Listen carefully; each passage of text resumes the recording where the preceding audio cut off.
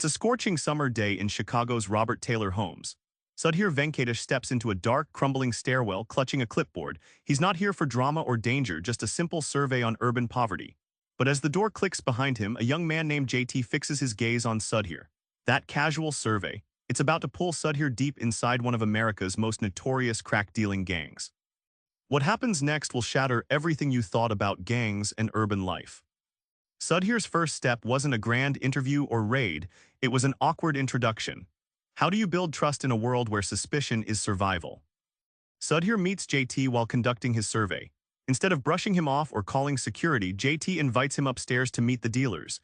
It's an odd moment. Here, a grad student, notebook in hand, suddenly sipping soda in a crack house. Over time, JT protects Sudhir, offering him a fragile shield in this volatile world. Think of trust here like a rare, precious currency, something earned by risk and respect, not words. In the projects, trust functions like a game of poker. You reveal your hand only when you're sure the payoff outweighs the danger. Sudhir's willingness to show vulnerability and respect acts as his entry ticket. By the end of their first year, Sudhir isn't just a visitor, he's part of the neighborhood fabric. His relationship with JT transforms academic curiosity into lived experience. This bond breaks the usual walls of research, proving you can cross worlds if you truly listen and step into their shoes. From the outside, gangs look chaotic. But dig deeper with Sudhir, and you'll see a gritty, complex organization running an empire amid poverty and violence. JT isn't just a street thug. He's a CEO juggling supply, sales, and staffing in an empire.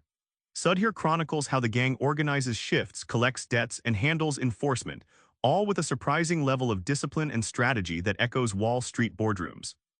Picture the gang like a startup, young, lean, ruthless. Each dealer has a role and a quota. Managers oversee operations and profits get reinvested. The difference? Their market is survival, their risks life and death, and their currency crack cocaine. Money stands at the center, but power and reputation run the show. Sudhir's revelation: the crack trade isn't just crime, it's a shadow economy reflecting mainstream business dynamics. This flips common stereotypes. What looks like chaos is a functional economy, just one that operates on the razor's edge of danger and illegality. Sudhir's friendship with JT challenges everything he thought about right and wrong. In a city rife with violence, how do you find humanity and choose your loyalties? JT protects his neighborhood not just for profit but pride, paying for funerals, settling disputes, even negotiating with cops to reduce violence.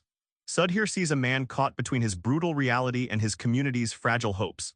Loyalty here means survival for everyone, including the weakest. Morality in the projects isn't black and white, it's a murky gray zone. Like actors improvising on a stage that's always changing, gang members navigate choices that mainstream society calls criminal but which sustain lives. Sudhir learns that context shapes ethics more than rulebooks. By the end, Sudhir's view of the projects isn't pity or condemnation, it's complex respect. He walks away with an understanding. Sometimes you have to live the story, not just read it, to grasp how resilience, friendship, and survival intertwine in the toughest places. Remember Sudhir standing in that dark stairwell? That small moment launched a decade of breaking barriers. His story reminds us, if you dare to step inside another world with curiosity, trust, and respect, you'll find truths no textbook can teach. Next time you meet someone different, try listening more than judging. Sometimes the best insights come from crossing the line. Subscribe for more book summaries like this one.